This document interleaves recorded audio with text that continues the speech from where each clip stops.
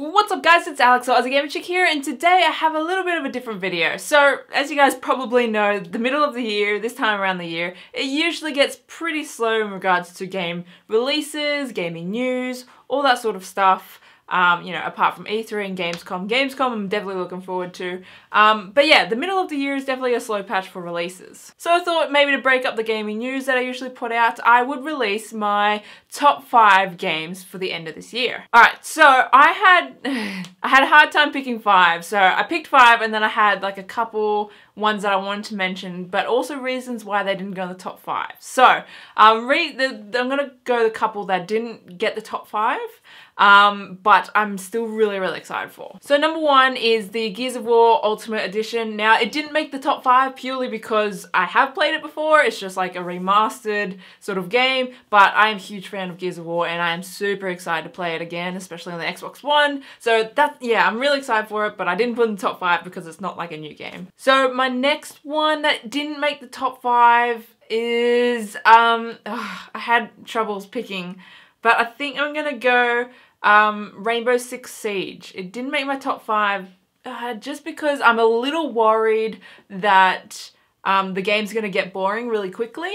But what I've seen so far, I'm like super hyped for it, but I'm just worried it's gonna get boring real quick. But I'm definitely picking it up and I will be playing it on my channel for you guys so I can let you guys know if I get bored of it quickly. So, but yeah, I am super excited for it. I'm just a little concerned, that's all. But yeah, onto my top 5 games that are coming out at the end of the year. And these are in no particular order because, as you guys can tell, I'm very bad at picking things. So I'm just equally excited for them all, and I'm not gonna number them or rank them. Alright, so first up is Assassin's Creed Syndicate. Now, I am a huge Assassin's Creed fan.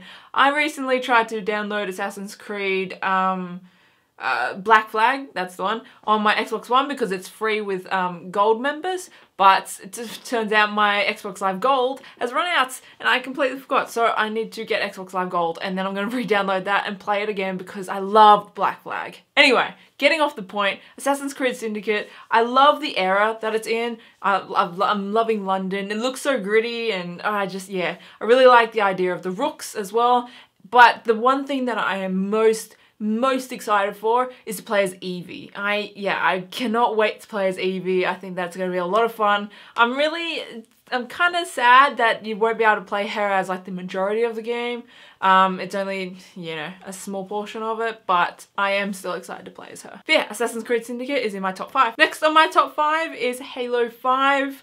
I am also a huge Halo fan and I'm more excited to play the campaign than the multiplayer of Halo 5 just purely because, I don't know, Halo 3 was, I think, my favorite game of all time, and the multiplayer I just fell in love with. I played the Halo 3 multiplayer for I think 2 or 3 years straight, and yeah, I loved it.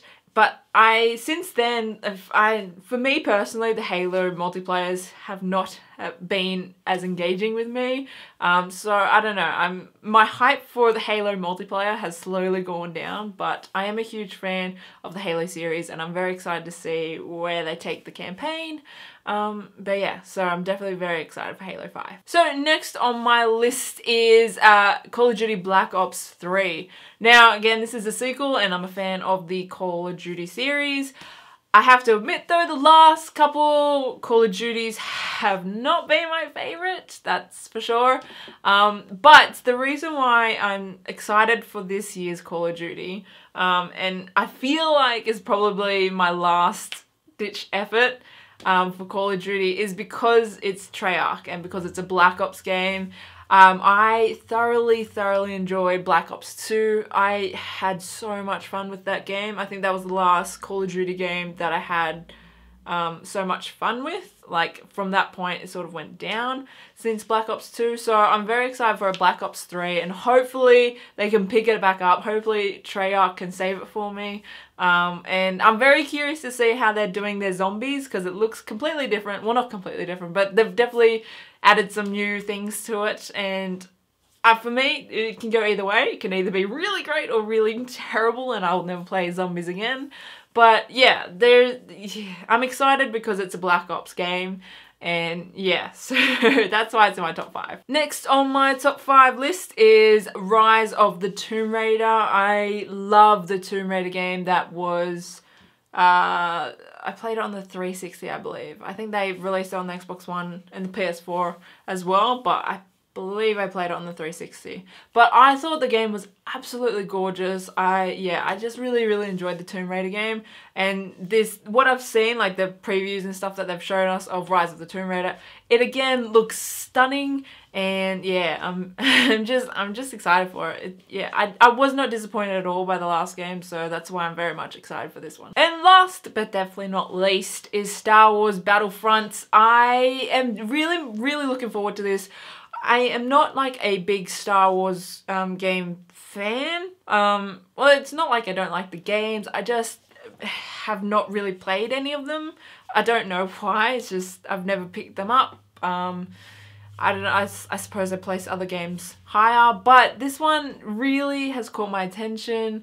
I don't know. I don't know why, honestly. It just looks really cool and a lot of fun. And the demo that they showed at E3 definitely convinced me that this was like on my top 5, because when I first heard of it at the start of the year, I was a bit on the edge. I was like, this looks cool, but you know, I don't really play Star Wars games, so I don't know. But then I saw the gameplay footage at E3, and yeah, I was convinced I want to play this, so that's why it's in my top 5. But yeah, so that's my top 5 games for the end of 2015. As you guys probably know, they're all playable on the Xbox One.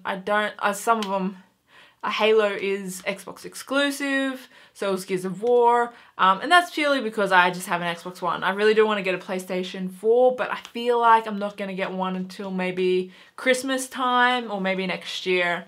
Yeah, I'm just waiting for those exclusives to start rolling out, because otherwise I'd buy a PS4 and then just still play like the games that are on both just on my Xbox One, just because you can't play 2 consoles at once. It's stupid. Anyway, but yeah, so that's my top 5 and a couple special mentions. But I would love to know what your top 5 games are for the rest of 2015. You know, if you guys are PC gamers or PlayStation 4 gamers, I'd like to know how different they are from my list. And if you're an Xbox One gamer or Xbox 360, maybe you guys have different preferences as well. But yeah, leave your top 5 in the comment section below. But that's it from me today, guys. I hope you enjoyed this video. It's a bit unusual. It's a bit different from my gaming news or my gameplay videos, but I hope you enjoyed it. But yeah, that's it. I will see you guys in my next video. Alright, bye!